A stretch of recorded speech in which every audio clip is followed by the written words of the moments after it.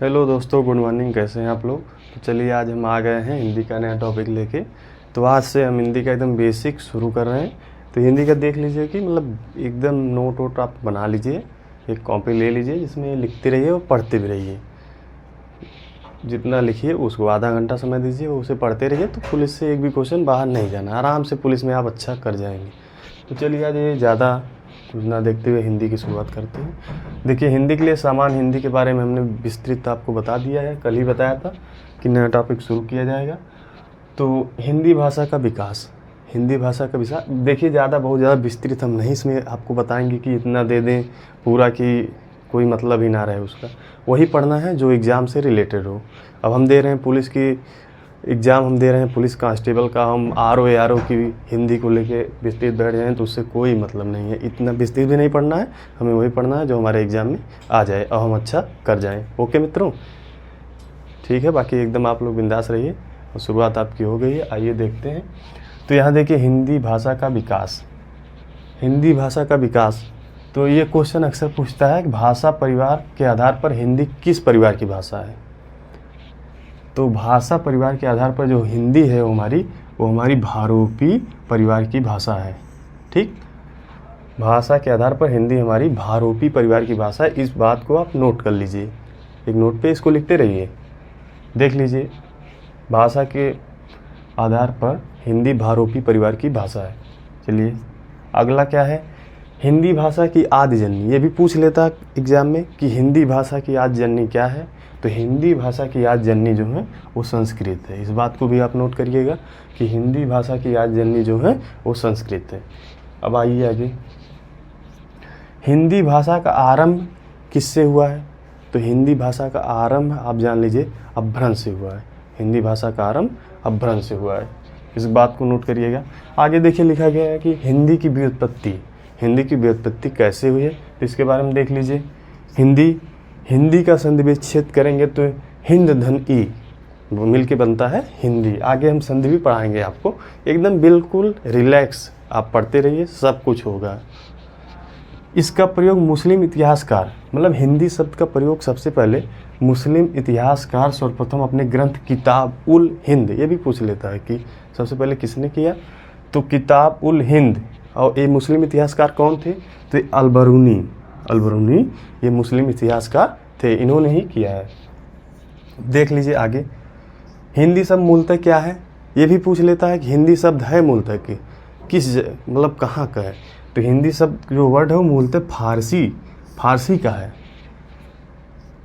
फिर ये भी पूछ लेता है हिंदी का प्रचलित रूप क्या है। हिंदी का प्रचलित रूप मतलब जो हिंदी है उसका प्रचलित रूप मतलब अभी जो चल रहा है तो उसका प्रचलित रूप है खड़ी बोली। तो हिंदी का प्रचलित रूप क्या है, खड़ी बोली है। आगे बात करते हैं, भाषा की सभी लिपियां ब्राह्मी लिपि से निकली हैं। भाषा की सभी लिपियां ब्राह्मी लिपि से निकली हैं, इसको भी आप देखेंगे। भाषा की सभी लिपियां कहाँ से निकली हैं, ब्राह्मी लिपि से निकली हैं, इसको आप नोट करेंगे। अगली बात फिर आती है देवनागरी लिपि को ही लोकनागरी लिपि भी कहते हैं एवं हिंदी लिपि भी कहते हैं। देवनागरी लिपि को यहाँ देख लीजिए, लोकनागरी लिपि एवं हिंदी लिपि दोनों लिपियाँ कहते हैं। यहीं पे आपको एक चीज़ हमने बताया नहीं कि खड़ी बोली का सर्वप्रथम प्रयोग किस पुस्तक में हुआ था। ये भी क्वेश्चन कई बार एग्जाम में पूछा गया है, तो इसको भी आप नोट कर लीजिएगा। वो पुस्तक का नाम है प्रेम सागर। खड़ी बोली जो अभी हिंदी का प्रचलित रूप है खड़ी बोली, उसका प्रयोग सर्वप्रथम किस पुस्तक में किया गया था सबसे पहले, तो उस पुस्तक का नाम है प्रेम सागर। ठीक है, तो एक बार आप स्क्रीनशॉट लेना तो आप लोग ले सकते हैं, स्क्रीनशॉट ले लीजिए।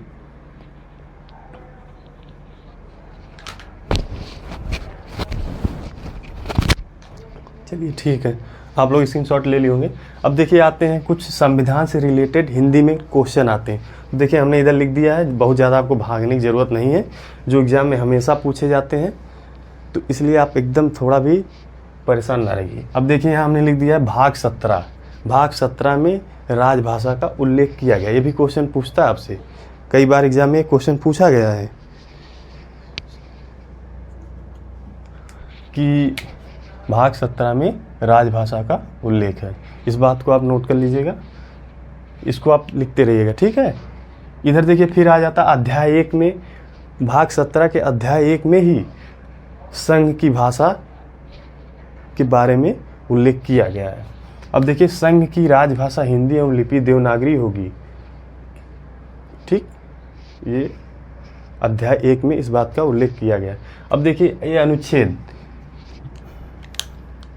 हर एग्जाम में कहीं ना कहीं किसी न किसी शिफ्ट में इसको जरूर ही पूछ लेगा, एक समझ लीजिए कंफर्म ही है कि आना ही आना है। अनुच्छेद 343 से लेकर 351 में संघ एवं राजभाषा का उल्लेख किया गया है। ये हर एग्जाम में समझ लीजिए, दूसरे एग्जाम में इसको आना है इस क्वेश्चन को। तो इसको एक बार आप स्क्रीनशॉट इसको ले लीजिए, तो मैं इसके बाद बताता हूँ। स्क्रीनशॉट आप ले लीजिए इसे,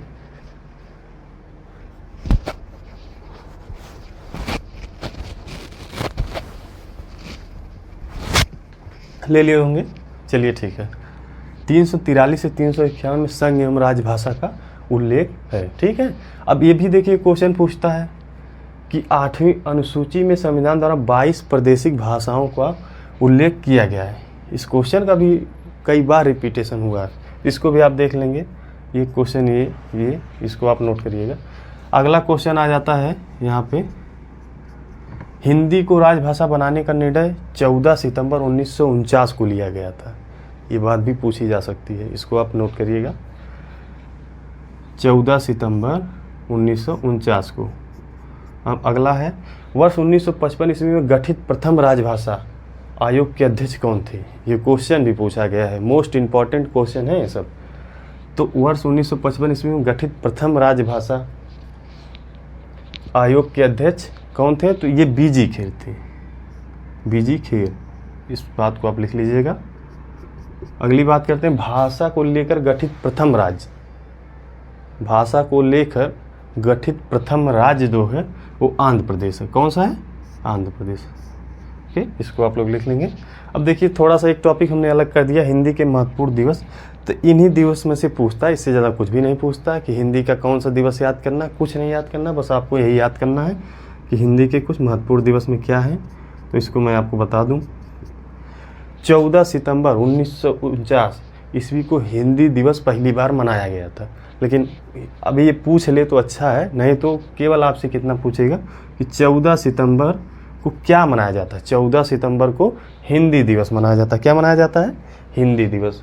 अब वही कह दिया जाए विश्व हिंदी दिवस कब मनाया जाता है, तो विश्व हिंदी दिवस आपका 10 जनवरी को। विश्व हिंदी दिवस कब मनाया जाएगा, विश्व हिंदी दिवस आपको 10 जनवरी को मनाया जाएगा, ठीक।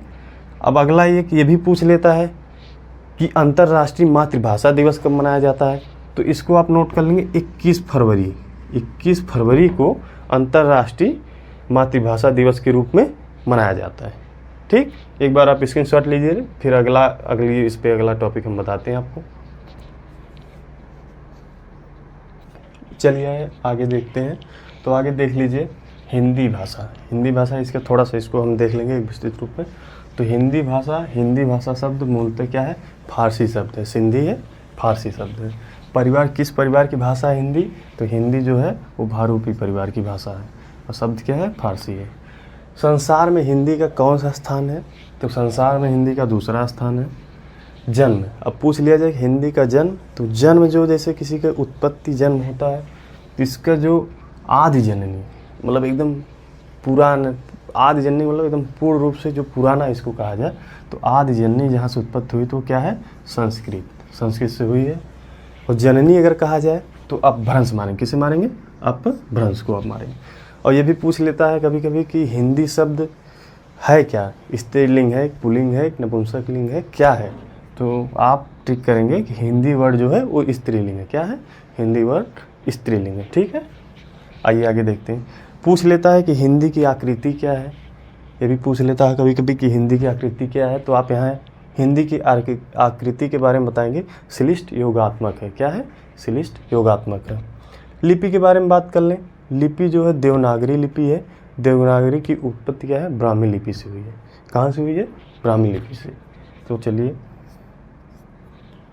अब देवनागरी लिपि के बारे में थोड़ा सा देख लेते हैं, कैसी मानी जाती है, मतलब देवनागरी लिपि कैसी मानी जाती है। तो देवनागरी लिपि को हम आक्षरिक लिपि, मतलब जो अक्षर से लिखने वाली लिपि है उस हिसाब से इसे आक्षरिक लिपि माना जाता है। लिखावट क्या है ये भी पूछा गया है कई बार एग्जाम में कि हिंदी ये जो देवनागरी लिपि है ये किस तरफ से किस तरफ को लिखी जाती है, किस दिशा से किस दिशा, या दाएं बाएं पूछ ले, दिशा भी पूछ लेता है, लेकिन दिशा नहीं पूछता है, दाएं बाएं ही करके पूछता है। तो देखिए बाएं से दाएं की तरफ लिखी जाती है, बाएं से दाएं की तरफ। बाएं से दाएं का मतलब है अगर हम इधर से कोई चीज़ लिखेंगे, जैसे अगर हम लिख रहे हैं का, खा, ग, घा, अंगा, अब बायां क्या है, जैसे अगर हम खड़े हैं तो हमारा बायां हाथ जो है बाईं तरफ है, तो बायां ये हुआ, तो हिंदी बाएं से दाएं की तरफ लिखी जाती है। ठीक है, समझ गए होंगे आप। अब देवनागरी लिपि में पहली बार सुधार, देखिए ये भी एक बार क्वेश्चन पूछा गया यूपीएसआई में कि हिंदी देवनागरी लिपि में पहली बार सुधार कब हुआ था और किसने करवाया था। तो पहली बार सुधार जो है बाल गंगाधर तिलक ने करवाया था। कौन करवाए थे? बाल गंगाधर तिलक ने। ये देवनागरी लिपि का प्रयोग सर्वप्रथम कहाँ किस शिलालेख में मिला है? तो जयभट्ट के शिलालेख में गुजरात में हुआ था। ठीक है, गुजरात में हुआ था, गुजरात में खुदाई हो रही थी तो वहाँ जयभट्ट के शिलालेख पे सबसे पहले देवनागरी लिपि का प्रयोग मिला था। ठीक, एक बार आप स्क्रीनशॉट ले लीजिए इसका।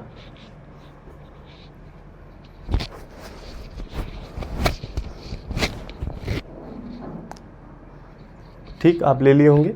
अब आइए आगे देखते हैं भाषा विकास का सही क्रम क्या है। थोड़ा सा एक टॉपिक है, अभी देख लेंगे, आगे हम पढ़ेंगे वर्णमाला में सब पढ़ेंगे, विस्तृत पढ़ेंगे, इतना पढ़ेंगे जितना हमारा काम हो जाए। भाषा विकास का सही क्रम ये है कि पहले देखिए कोई चीज़, सबसे पहले हम ध्वनि, जैसे कोई किसी को कोई चीज़ है, अगर हमको कुछ कर लिखना है तो सबसे पहले क्या करेंगे? पहले पढ़ेंगे, उच्चारण करेंगे। तो देखिए ध्वनि सबसे पहले क्या है? ध्वनि है। इसके बाद क्या आता है? अक्षर। जैसे हम बोले राम, बोले राम, तो सबसे पहले हम बोल रहे हैं तो क्या ध्वनि ही तो निकल रही है, राम, तो ध्वनि। फिर राम, अब ये राम शब्द जो है तो किससे मिलके बना है? तो सबसे पहले सबसे अक्षर, फिर अक्षर से ही मिलके वर्ड बनता है, छोटे छोटे अक्षर से ही मिलके वर्ड बनता है। जब कोई वर्ड हो गया तो वर्ड का मतलब का, खा, गा, घा, ये सब वर्ड ही तो है। तो वर्ड से मिलके फिर क्या बनता है? शब्द। जैसे अब राम एक शब्द हो गया। ठीक, अब कह दें कि राम जाता है, राम खाना खाया, तो ये सब मिल के एक वाक्य बन गया। ठीक, तो सबसे पहले ध्वनि है, फिर अक्षर है, फिर वर्ड है, फिर शब्द है, फिर वाक्य। एकदम जो चीज़ें आपको समझ में ना आए उसे आप अपने किसी छोटे बड़े चीज़ों से रिलेट करके समझ सकते हैं, चाहे वो कोई भी टॉपिक हो। ठीक है, तो चलिए इस चीज़ आप समझ गए होंगे। हिंदी भाषा का सही क्रम, ये क्वेश्चन मोस्ट इम्पॉर्टेंट है, हर एग्ज़ाम में कहीं ना कहीं आपको देखने को मिलेगा जिसमें हिंदी है। पूछ लेता हिंदी भाषा का विकास का सही क्रम क्या, दे देगा आपको इसी तरह 4 विकल्प दे देगा और 4 को आगे पीछे करके दे देगा, तो आप कन्फ्यूज हो जाएंगे। तो देखिए ज़्यादा कुछ नहीं देखना है, संस्कृत को सबसे पहले रखना है। क्या है? संस्कृत को सबसे पहले रखना है। यहाँ हमने बताया था आपको कि आदि जननी जो है हिंदी की वो संस्कृत ही है। ठीक है, देखिए वैदिक संस्कृत सबसे पहले क्या है? वैदिक संस्कृत आएगा, सही क्रम बता रहे हैं। इसके बाद लौकिक संस्कृत, फिर क्या आएगा? पाली, फिर क्या आएगा? प्राकृत, फिर क्या आएगा? अपभ्रंश, और लास्ट में क्या है? अवहट्ट। ठीक है, ये चीज़ आप समझ गए होंगे। तो इस चीज़ को आप 4-5 बार लिख के देख लीजिएगा। सुबह उठ के एक बार कहीं भी किसी स्थान पे रहिए तो एक बार दिमाग में बैठा लीजिए क्या था, सोच लीजिए, तो याद हो जाएगा ऑटोमेटिक। ये नहीं कि आप लेके बैठे हैं, इसी को पढ़ लेके बैठे हैं, 10 बार लिखे जा रहे हैं, कुछ नहीं, बस आप कोई काम कर रहे हैं, कुछ कहीं आ जा रहे हैं, तो एक बार ज़रूर इस चीज़ को आप ध्यान में रख लें। जो चीज़ें नहीं याद होती हैं उसको कहीं आते जाते समय अगर आप सोचेंगे तो बहुत जल्दी आपके दिमाग में फीड हो जाती हैं। ठीक है, ओके, आइए आगे देखते हैं। पंजाब में हिंदी का प्रचार प्रसार किसने किया था? तो सद्दाराम फिलौरी द्वारा पंजाब में हिंदी भाषा का प्रचार प्रसार कराया गया था। ठीक, ओके। फिर आगे, भारत के लिए हिंदी भाषा का सुझाव किसने दिया? मतलब भारत के लिए हिंदी भाषा का सुझाव किसने दिया? तो राजा राम मोहन राय ने। किसने दिया? राजा राम मोहन राय द्वारा दिया गया था। दक्षिण भारत हिंदी प्रचार सभा का गठन किसके सुझाव पे हुआ था? दक्षिण भारत में हिंदी प्रचार सभा का गठन किसके सुझाव पर हुआ था? तो ये महात्मा गांधी जी के द्वारा सुझाव दिया गया था, तब वहाँ पे दक्षिण भारत में हिंदी प्रचार प्रसार की आरंभ हुआ था। चलिए ठीक है। स्वाधीनता आंदोलन के समय हिंदी किसका प्रतीक था? ये भी क्वेश्चन पूछ लेता है। स्वाधीनता आंदोलन के समय हिंदी किसका प्रतीक था? तो राष्ट्रीय एकता, ठीक है, राष्ट्रीय एकता का था। चलिए तो एक बार आप स्क्रीनशॉट लीजिए।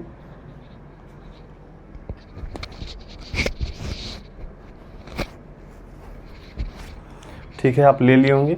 तो चलिए ठीक है, इतना हिंदी का बेसिक हमने एकदम मतलब स्टार्ट कर दिया है। ये जितना भी हमने लिखा है इसे आप नोट कर लीजिएगा और इसे देख लीजिएगा। इसमें बहुत सारे क्वेश्चन आते रहते हैं, ठीक है। अब इसके बाद अभी हम बताएंगे कुछ जो हिंदी का सम्मेलन होता है उसकी एक वीडियो हम अलग से बना देंगे। बहुत ज़्यादा देखिए, बहुत ज़्यादा उसमें भागने की ज़रूरत नहीं है, आप लोग धीरे धीरे पढ़ते रहिए। अभी वैकेंसी आने वाली, 1 महीने के अंदर ही वैकेंसी आ जाएगी, ठीक है, क्योंकि सब कुछ हो गया है, टेंडर पास हो चुका है, सब कुछ हो चुका है, ठीक। आप लोग तैयारी करते रहिए। बाकी हम बता देंगे, कुछ बुक भी बता देंगे आपको, जो आप लेके उसे पढ़ते रहिए। बहुत ज़्यादा आप परेशान ना रहिए, लेकिन मेहनत करते रहिए, समझ गए। ये नहीं कि वैकेंसी आ जाएगी तब पढ़ेंगे, आप अभी से स्टार्ट कर दीजिए पढ़ना, ठीक। तो चलिए ठीक है, आप लोग पढ़ते रहिए। ओके, जय हिंद।